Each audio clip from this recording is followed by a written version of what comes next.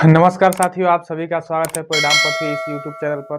जैसा कि हमने पिछले वीडियो में क्लास 10th का सब्जेक्ट मैथ के पहले चैप्टर में जो भी प्रश्न बोर्ड एग्जाम में बार बार पूछे गए हैं, उन सभी भी प्रश्नों में से कुछ प्रश्नों को हम देख लिए थे। तो आइए हम अगले प्रश्न को देखते हैं। अगला प्रश्न कह रहा है कि व्याख्या कीजिए क्यों 17 गुणे 5 गुणे 11 गुणे 3 गुणे 2 प्लस 2 गुणे 11 एक भाज्य संख्या है। देखिए, ये जो प्रश्न है 2019 और ये 2020 के बोर्ड एग्जाम में क्या किए पूछे गए हैं, जो कि 2 नंबर में आया है। ध्यान दीजिएगा, हमें बताना है कि ये जो संख्या है ये क्या है, भाज्य संख्या है, व्याख्या करना है। तो आइए सबसे पहले हम इस संख्या को लिख लेते हैं। दिया है जो संख्या उसको लिख लेते हैं कि 17 गुणे 5 गुणे 11 गुणे 3 गुणे 2 प्लस का 2 गुणे 11। ठीक है, इसको हम ब्रैकेट में रखते हैं। ध्यान दीजिएगा, आप यहाँ देख पा रहे होंगे कि यहाँ पर 2 है और यहाँ प्लस के बाद में यहाँ क्या है, 2 है। तो यहाँ से 2 को हम क्या कर सकते हैं, कॉमन कर सकते हैं। 2 को यहाँ से हम बाहर निकाल सकते हैं। उसके साथ साथ यहाँ देखिए, यहाँ पे 11 है, 11 है और यहाँ पे भी क्या है, 11 है। तो हम 11 और 2 को क्या कर सकते हैं, बाहर निकाल सकते हैं। तो यहाँ से इसको निकाल दीजिए, तो क्या आएगा, 2 को बाहर निकालेंगे तो 2 यहाँ से बाहर आ गया, यहाँ से भी बाहर आ गया। 11 भी बाहर निकाल लीजिए, 2 गुणे का 11। तो यहाँ पे क्या बचेगा, 17 गुणे 5 गुणे 3 प्लस का, ये बताइए 2 गुणे 11 आपने बाहर कर लिया है, तो यहाँ पे क्या बचा, 1। ध्यान दीजिएगा, यहाँ पे आप देख पा रहे होंगे कि 2 गुणे 11 इंटू गुणा 17 गुणे 5 गुणे 3 प्लस का 1 है। अतः आप इस संख्या में 2 और 11 से क्या कर सकते हैं, विभाजित कर सकते हैं। अतः ये क्या है, एक भाज्य संख्या है। भाज्य संख्या क्या होता है, जिस संख्या में एक और स्वयं के अतिरिक्त किसी अन्य संख्या से विभाग चला जाए, वे संख्या क्या होती हैं, भाज्य संख्या होती हैं। तो ये जो संख्या है, इसमें आप 2 से विभाग कर सकते हैं, 11 से विभाग कर सकते हैं, 1 से विभाग कर सकते हैं, और वह जो भी संख्या प्राप्त होगा आप उससे भाग कर सकते हैं। तो इस प्रकार हम क्या कहेंगे, अतः यह संख्या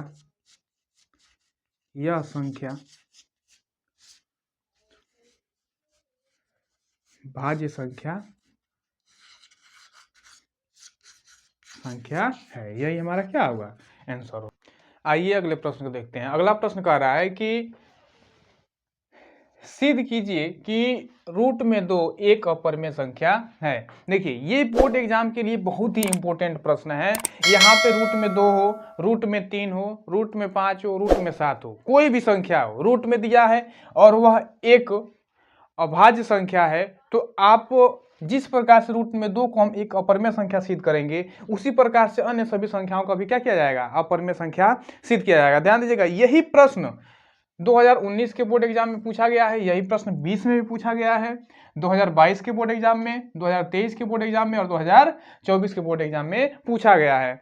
तो हो सकता है कि इस बार रूट 2 की जगह रूट 3 हो जाए, रूट 5 हो जाए, तो हमें उससे कोई मतलब नहीं है। हमें क्या करना है, रूट में 2 हो या अन्य कोई संख्या हो, तो आप जिस प्रकार से रूट में 2 की एक अपरिमेय संख्या सिद्ध करेंगे, ठीक उसी प्रकार से उसे भी सॉल्व कर देना है। तो आइए हम इस प्रश्न को हल करते हैं।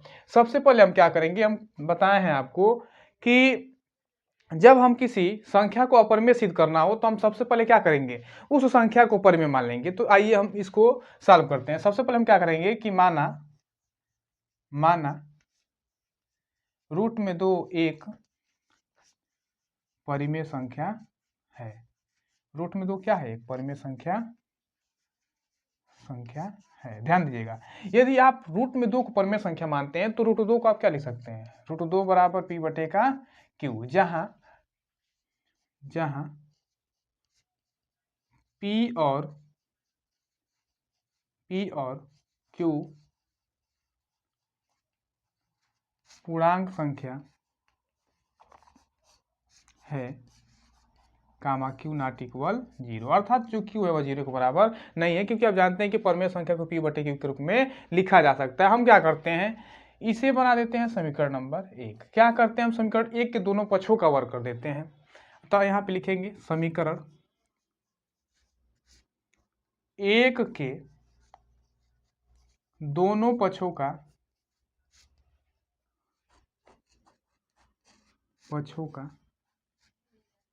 वर्ग करने पर। ध्यान दीजिएगा, यदि आप इसका वर्क करते हैं तो यहाँ पे क्या आएगा, √2 का स्क्वायर बराबर P/Q का होल स्क्वायर। ध्यान दीजिएगा, रूट में 2 का स्क्वायर क्या स्क्वायर करते हैं तो क्या आएगा, 2 बराबर P² / Q²। ध्यान दीजिएगा, यदि Q यहाँ पे भाग कर रहा है तो इसको हम 75 करेंगे तो यहाँ पे क्या आएगा, गुणा में हो जाएगा। तो यहाँ पे लिखेंगे हम 2 × Q² बराबर क्या, P²। ठीक है, ध्यान दीजिए यहाँ पे 2 गुणा कर रहा है तो इधर आएगा तो क्या करेगा, भाग करेगा, अर्थात यहाँ पे Q² बराबर P²/2। अतः आप यहाँ लिख सकते हैं, इसको बना देते हैं समीकरण नंबर 2। ठीक है, यहाँ लिखेंगे हम समीकरण 2 से, समीकरण 2 से जो 2 है वह P² को क्या करता है, विभाजित करता है। समीकरण 2 से चूंकि 2P² को विभाजित करता है, यदि 2P² को विभाजित करता है तो 2, इसलिए 2 P को भी विभाजित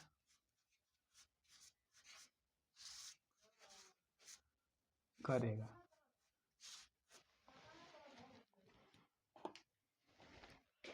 ध्यान दीजिए, यहाँ पे P2 है जो P को भी क्या करता है, विभाजित करता है। हम अब क्या करते हैं, यहाँ पे P बराबर समीकरण 2 में P बराबर 2m रखने पर। ध्यान दीजिएगा, यदि समीकरण 2 में हम P बराबर 2m रखते हैं तो यहाँ पे क्या प्राप्त होगा, Q का स्क्वायर बराबर P के स्थान पे 2m का होल स्क्वायर बटे का 2। यदि आप इसे सॉल्व करते हैं तो यहाँ पे आएगा Q² बराबर 2 का स्क्वायर क्या होता है, 4 बटे m² बटे का 2। 2 से 4 में भाग करेंगे तो 2 बार में कट जाएगा, तो आएगा यहाँ पे Q² बराबर 2m²। ध्यान दीजिएगा, यदि हम इस 2 को 75 करें तो यहाँ पे m² बराबर आएगा Q² बटे का 2। ध्यान दीजिएगा, ध्यान दीजिए, यहां पर इसे हम बना देते हैं समीकरण नंबर 3। समीकरण 3 से, समीकरण 3 से चूंकि 2Q² को विभाजित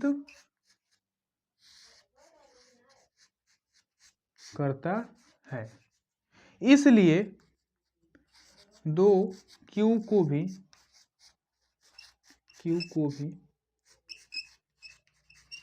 विभाजित करेगा। ठीक है, अतः आप यहाँ देख पा रहे होंगे कि P² को भी 2 विभाजित कर रहा है और Q² को भी 2 क्या कर रहा है, विभाजित कर रहा है। 2Q को भी क्या करता है, विभाजित करता है। समीकरण 2 तथा 3 से हम कह सकते हैं कि P और Q का उभयनिष्ठ गुणनखंड 2 है,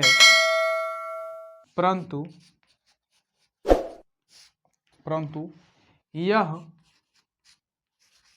इस तथ्य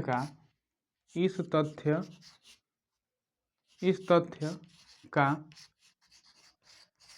विरोध करता है कि P और Q का उभयनिष्ठ गुणनखंड 1 है, अतः रूट में 2 एक अपरिमेय संख्या है। अपरिमेय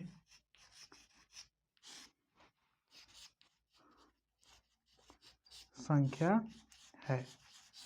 इस प्रकार से हमने सिद्ध किया है कि रूट में 2 क्या है, एक अपरिमेय संख्या। यदि इस प्रकार से ही आप उसे अपरिमेय संख्या सिद्ध करेंगे और इस प्रकार से सिद्ध करते हैं तो आपको बोर्ड एग्जाम में यदि 4 नंबर में आता है तो 4 नंबर पूरा का पूरा मिलेगा, और यदि 6 नंबर में आता है तो 6 नंबर आपको मिलेगा। इसके बाद हम अगले प्रश्न को देखते हैं। इसके बाद के जो प्रश्न है, जो अभी हमने कहा है कि इस प्रकार से प्रश्न पूछे जा सकते हैं, जैसे में सिद्ध कीजिए कि रूट में 3 एक अपरिमेय संख्या है, या सिद्ध कीजिए कि रूट में 5 एक अपरिमेय संख्या है, या इसी प्रकार से पूछा जा सकता है कि सिद्ध कीजिए कि रूट में 7 क्या है, एक अपरिमेय संख्या है। तो जिस प्रकार से हमने इसके पहले रूट में 2 को अपरिमेय सिद्ध किया था, ठीक उसी प्रकार से इस प्रश्न को भी सॉल्व करिएगा। ये आपके लिए होमवर्क है, आप इस प्रश्न को जरूर सॉल्व करिएगा। इन तीनों संख्याओं को यदि आप अपने मन से सिद्ध कर लेते हैं एक अपरिमेय संख्या, तो आपका यदि ये इस प्रकार से कोई क्वेश्चन बोर्ड एग्जाम में आते हैं तो उन प्रश्नों को आप आसानी से सॉल्व कर पाइएगा।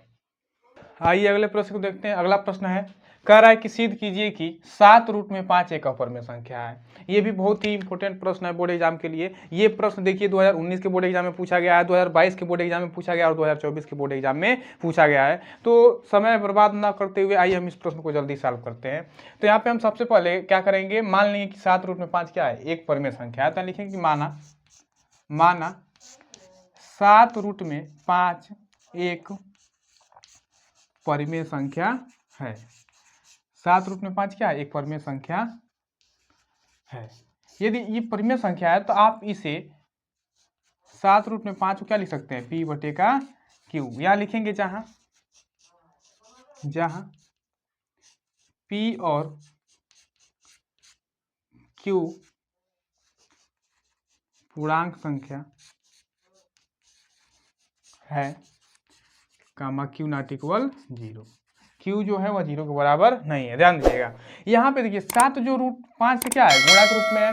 यदि यहाँ पे गुणा के रूप में इसको 75 करें तो इधर आएगा तो क्या होगा, भाग होगा। यहाँ पे आप यदि इसको सॉल्व करते हैं तो लिखेंगे यहाँ पे रूट में 5 बराबर P/7 गुणे Q। अब क्या लिख सकते हैं, P/7 गुणे का Q। ध्यान दीजिएगा, आप देख पा रहे होंगे कि P/7 Q, या इसे लिख दीजिए P/7 Q। 7/7 Q एक परिमेय संख्या है और रूट में 5 क्या है, एक अपरिमेय संख्या, और ये दोनों क्या दिख रहा है, बराबर।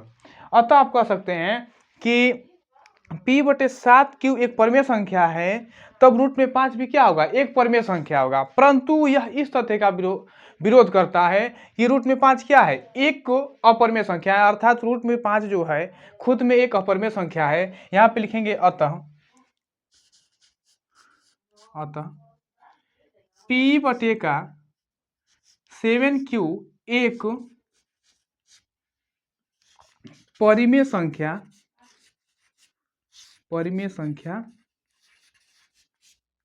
है, तब रूट में 5 भी एक परिमेय संख्या होगा, परंतु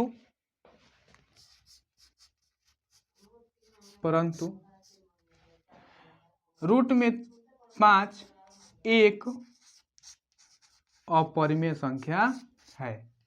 अपरिमेय संख्या है। इस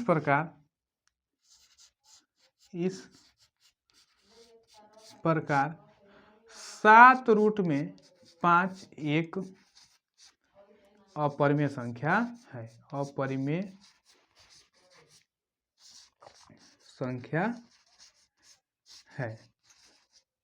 और भी कुछ प्रश्न है। इस प्रकार से हमने सिद्ध किया कि 7 रूट में 5 क्या है, एक अपर में संख्या। देखिए जब भी सिंगल क्वेश्चन सिंगल अंक आता है, जैसे रूट में 5, रूट में 3, रूट में 2, तो इन प्रश्नों को सॉल्व करेंगे थोड़ा ये लंबा जाता है, लेकिन ये जो प्रश्न है बहुत ही आसानी तरीके से आप क्या कर सकते हैं, सॉल्व कर सकते हैं। बाकी के प्रथम चैप्टर से कुछ और भी क्वेश्चंस है जो कि बोर्ड एग्जाम में पूछे गए हैं, उन सभी प्रश्नों को लेकर के हम हाजिर होंगे अगले वीडियो में। तो तब तक के लिए धन्यवाद। आप हमारे इस यूट्यूब चैनल परिणाम पथ को सब्सक्राइब करिए, बेल आइकन को दबाइए, कमेंट करिए और साथ साथ अपने दोस्त मित्रों के पास शेयर करिए। धन्यवाद।